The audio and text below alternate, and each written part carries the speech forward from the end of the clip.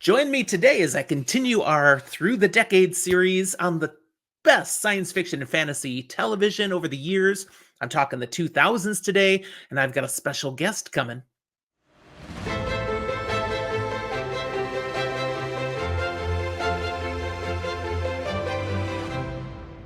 Hi there. Welcome to Fantasy for the Ages, the show where father and son sit down and talk about fantasy, sci-fi things. I'm your special Zach. Wow. I can't even say Zach.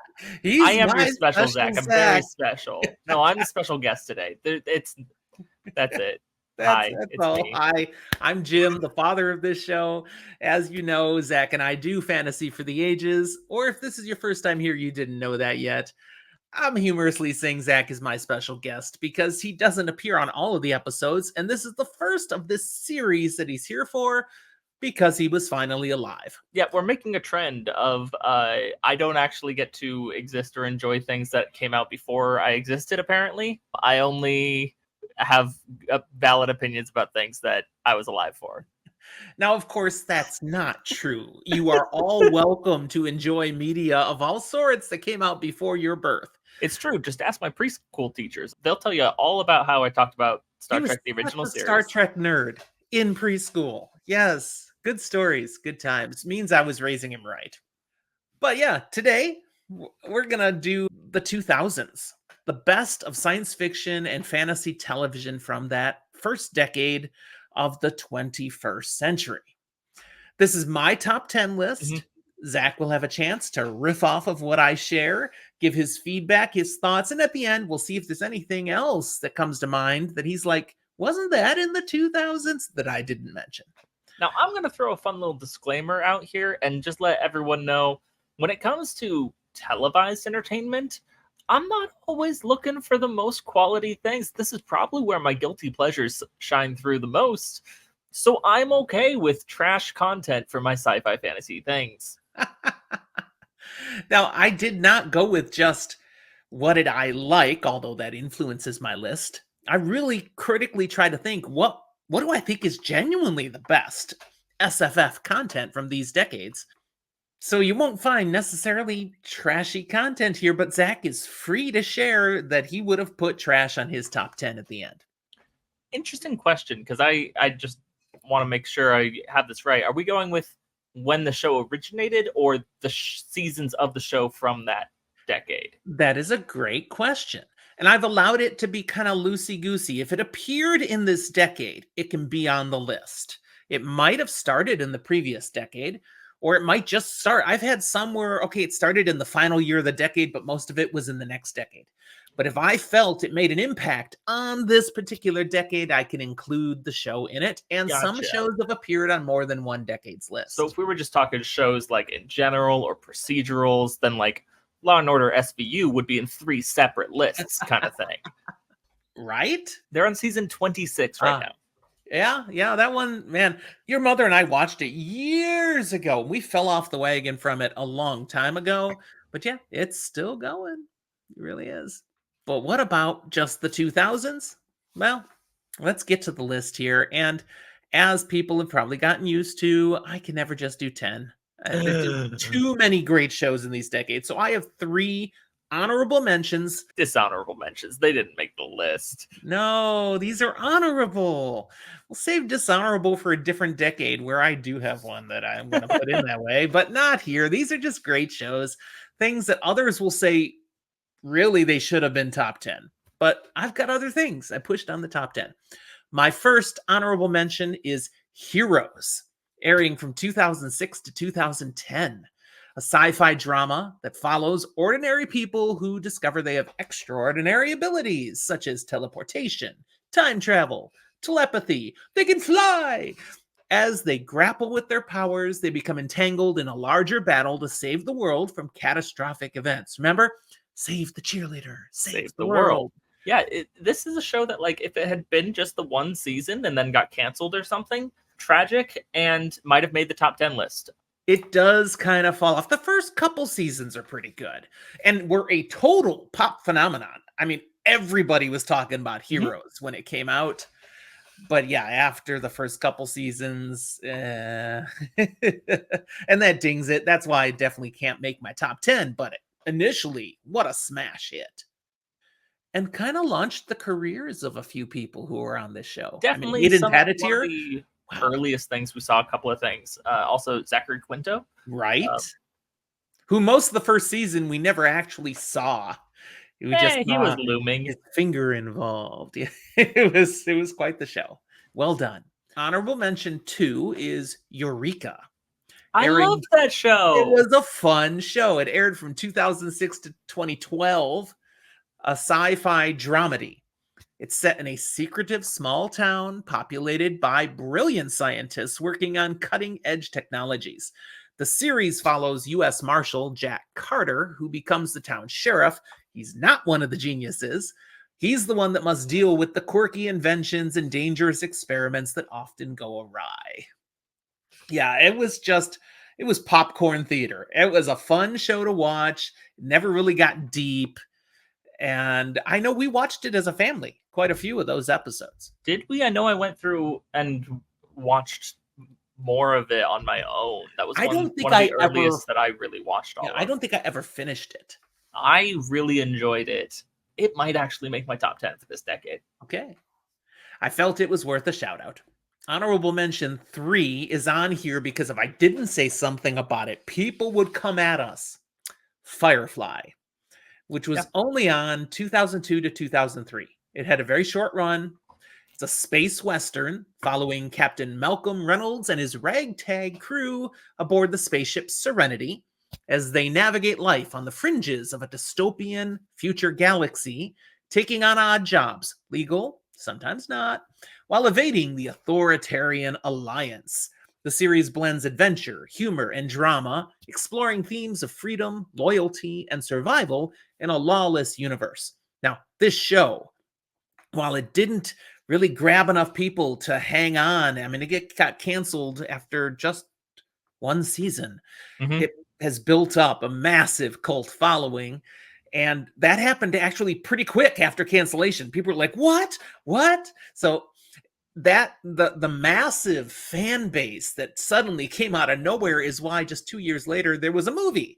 The feature film Serenity came out in 2005 to basically tie up a lot of those hanging, dangling plot lines. And it still wasn't enough to satisfy the fans. They still No. wished there was more, but it at least gave the show producers a chance to give them something, to give them a little closure.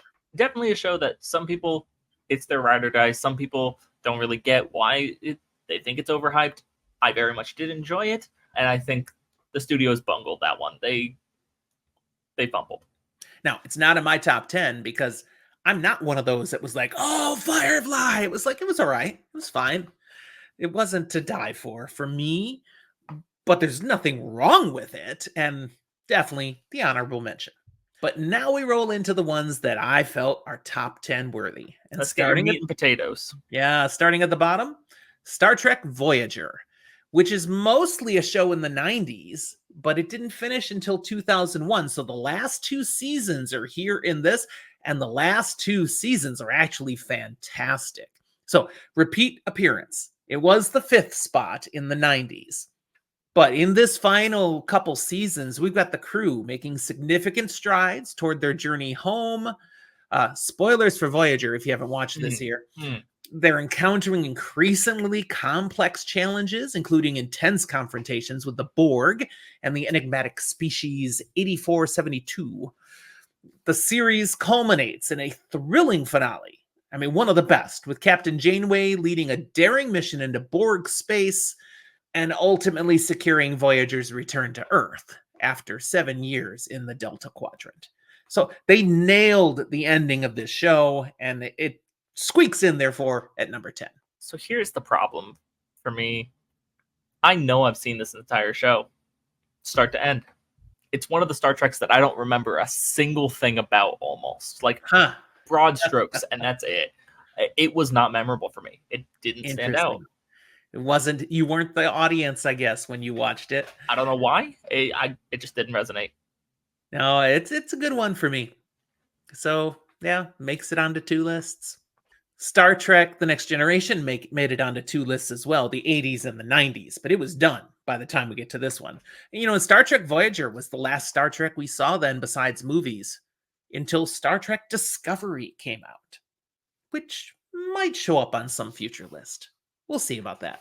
Number 9, Farscape. 1999 to 2003. So this came out with your birth, Zach. Yeah, I'm surprised this made your list because this one, as far as I know, is not one of your favorites. It's one I've come to appreciate a little more. It wasn't one I watched when it was on. It wasn't on my radar. Farscape follows astronaut John Crichton, who is accidentally flung through a wormhole into a distant part of the galaxy and becomes part of a living ship's crew made up of escaped prisoners. As Crichton navigates this bizarre and dangerous universe, he clashes with hostile alien species, forms unexpected alliances, and seeks a way back home.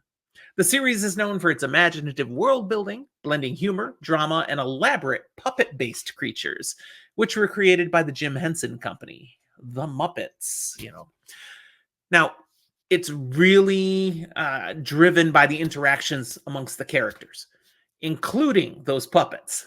And it does that pretty well. And I find that the lead actor, John Crichton, his performance is solid in Farscape.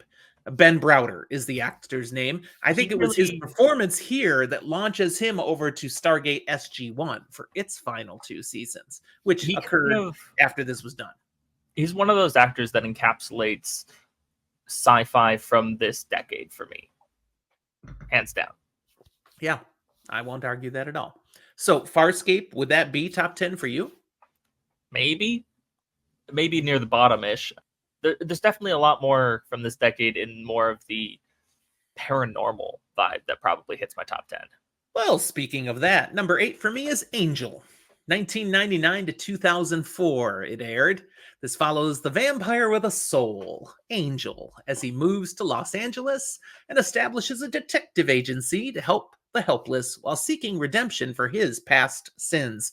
Many past sins. Now, what past sins? Well, Angel is a very successful spin-off of Buffy the Vampire Slayer, where we meet this tortured vampire and enjoy his brooding self and his doomed relationship with Buffy. So, needing to move on, Angel goes ahead and moves to Los Angeles. And then alongside a team of allies he builds around him, including fellow demon fighters and supernatural beings, Angel battles dark forces, corporate evil, and his own inner demons. I really enjoyed this show. Now, as the series progresses, the team faces escalating moral dilemmas and personal losses. Oh man, that one character when she goes out, that was hard. One of those that hits. But it culminates in that final showdown against overwhelming odds in the pursuit of doing what's right. This show got a lot of things right. My hot take about this show is that most of it I like better than most of Buffy the Vampire Slayer. It is not hard to believe that. It has a very different feel than Buffy did. Because Buffy, that show is, I love Buffy the Vampire Slayer. It was high on my top 10 list from the previous decade. But it spends a lot of time dealing with just the travails of navigating adolescence. That's how most of the Scooby Gang is. Yes, they're fighting vampires, but they're also just growing up. We don't mess with the growing up stuff here. This is a very different focus in Angel. Well, and I think one of the things that really sold me on Angel over Buffy was me learning more and more that I was more into this idea of it being a narrative, longer form thing rather than more episodic, each one being its own adventure. And Angel's really linked them together more than Buffy did, whereas Buffy was kind of your monster of the week shtick. Right. Angel is, of course, where I became familiar with the lead actor, David Boreanaz, and I've enjoyed him. I mean, Bones, and so many other things he's gone on to do now. He's great. He has been a leading man in a TV show without a break for like 29 years or something. Yeah, he's doing well. Number 7 is another repeat, Stargate SG-1. which started in 97 but ran all the way till 2007. So most of the show is in this decade. Now, this took my top spot in the 90s because it Which is comes in with a big it's smash, good. but it had staying power and claims the 7th spot here. After 1999, Stargate SG-1 undergoes some significant changes in various seasons. Most notably, Dr. Daniel Jackson, played by Michael Shanks, actually is out for a while. We don't even have that character in season 6, and then he comes back. The show also expanded its storyline beyond the Goa'uld, Hmm. introducing new antagonists like the Replicators and the Ascended Ancients. They added depth and complexity to the show's mythology. Additionally, from 1999 onwards, it kind of went a direction that, from what you said a little bit ago, would match your interest more. It shifted more towards intricate serialized storytelling, Hmm. focusing on larger intergalactic conflicts, such as the rise of the powerful alien race, the Ori, Yes. and the evolving roles of the show's core characters in these various conflicts. Yeah, I freaking love this show. And as you know, I own the whole series on disc. Yeah, Stargate is another one of my formative shows, and depending on the series we're talking about, I like it better than some Star Treks. It's like Yeah. a couple of the Star Treks better than Stargate, but Stargate's right up there for me.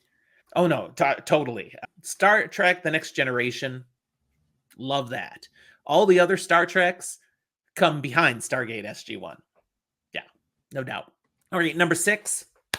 Doctor Who. Doctor Who returns in 2005 and is still on the air. Now, Doctor Who, I've mentioned on other lists before here in different decades because it started out in the 60s, but Doctor Who blazes back into the top 10 with a revival midway through the 2000s, and that was the first since 1989. We pick up with the 9th Doctor, Christopher Eccleston, for just one season, and then move to possibly the best of the new actors to play the Doctor, David Tennant. I know that's contentious, but that's my thought. The show blends modern storytelling with classic sci-fi charm. The Doctor, alongside companions like Rose Tyler, Martha Jones, and Donna Noble, traveled through time and space, facing iconic foes like the Daleks, Cybermen, and the Master, while wrestling with personal loss and the burden of being the last of the Time Lords. This era is marked by emotional depth, explosive finales, and a mix of heartwarming and heartbreaking moments, solidifying the show's return to mainstream popularity. I give you and your sister kudos for me enjoying Doctor Who because you were watching the rebirth of it before it was on my radar at all, and you guys sucked me in. Yeah, no, I take credit for this one. An episode came on, we started watching. I said I would like this, and we went back to start it from the beginning. Not the beginning. No, I have watched some of the old stuff. It's cheesy and hokey and fun. Oh, and some of it you can't even watch anymore because exactly those don't exist. But my only problem with this is that this is probably my number one from the decade. Doesn't surprise me. I'm a big Doctor Who fan. But I have some other really strong things for me on here, and you won't disagree with all of them. Just to put in context, getting your I'm a big Doctor Who fan. Yeah. Number 5, Stargate Atlantis, which aired 2004 to 2009. This follows an international team of scientists and military personnel as they journey to the distant Pegasus galaxy to explore the lost city of Atlantis and defend against a powerful alien race known as the Wraith. As they encounter new allies and enemies, the team struggles to keep Atlantis safe while searching for technologies that can help protect both their new galaxy and Earth from constant threats. Obviously, this was a spin-off of Stargate SG-1. The show stands well on its own, though. Mm-hmm. It was not like locked at the hip, with Star SG-1. It really is its own big thing. It has one of the best characters and most impactful deaths to me as a person from this decade in any of these shows. That would be the Doctor when he dies. Yeah, that was harsh. It also introduced me to the actor Jason Momoa. So that's a major score because, he's gone on to do so many great things, and I enjoy him in everything I see. Number 4. Okay. Fringe. Okay, 2008 that's to valid. 2013. So it starts in this decade. Yeah, it centers on a specialized FBI division that investigates bizarre and unexplained phenomena, often involving fringe science, under the guidance of Olivia Dunham and the enigmatic Dr. Walter Bishop. As they uncover a web of alternate realities and conspiracies, the team grapples with personal and ethical dilemmas while confronting a looming threat that blurs the lines between science and the supernatural. This show in the early seasons was excellent, and then it really goes off the rails by the end. But I enjoyed the entire run. I did watch it all. I also particularly enjoyed actor John Noble's performance as Dr. Walter Bishop. The actor, of course, I had already loved in The Lord of the Rings: The Return of the King, playing Denethor, Steward of Gondor. Now I got to see him doing something totally different, and he kills it. So you watched Fringe, you're familiar I with it? watched the first like half. I found it at a time where I stopped really binging TV shows as much, so Okay. I have never finished it, but I did enjoy it. It's valid. It has a place here. Yeah. Number 3, Supernatural. Yep. 2005 to 2020. So the first 5 years is in this decade. Now, Supernatural, of course, follows brothers Sam and Dean Winchester as they hunt demons, ghosts, and other supernatural beings while unraveling the mysteries of their family's dark legacy. Over the course of 15 seasons, they face a myriad of threats, including angels, demons, and apocalypse events, all while exploring themes of family, sacrifice, and the eternal struggle between good and evil. The show was originally only slated for 5 seasons. That was the scope they'd planned out. And there's an argument to be made that those first 5 seasons are the best of the series. 10 more seasons, though, came because the fan base was absolutely rabid, passionate, give us more. So they did. They kept doing more, and there is much to enjoy throughout the show's run. Now, this is another one you get credit for. I also get credit for this one, yeah. But I loved it. It was great. I even get credit for Melissa liking this one because I started watching it on my own and she came in on like episode 3. And I thought it was going to actually scare her off because of what episode it was. And then we went, can we go back? And I'm like, yeah, well, let's start from the beginning again. Nice. This is one I really should do a rewatch because I know there are little ones in here and there I missed. So just to watch it all and binge it, I think I'd enjoy that. It'll be a time. You're in for some good and some bad things. Of course. Number 2, Battlestar Galactica, the reboot series, 2004 to 2009. I think we watched all of this together. Yeah. And that means, we started this when you were 5. Is that true? 2004. I don't think we watched it when it came out. I think we watched it a couple years after because I think this was one we were doing with Netflix with the discs. Oh. So I think I was like 7 when we started. Okay, you were still a little kid for sure. I definitely was a child. And by the time it ended, we were watching live for sure. We were there probably at the end. So Battlestar Galactica reimagines the classic series, which was on my 70s list. It depicts the struggle of the last remnants of humanity as they flee from the relentless Cylon forces that have decimated their home planets.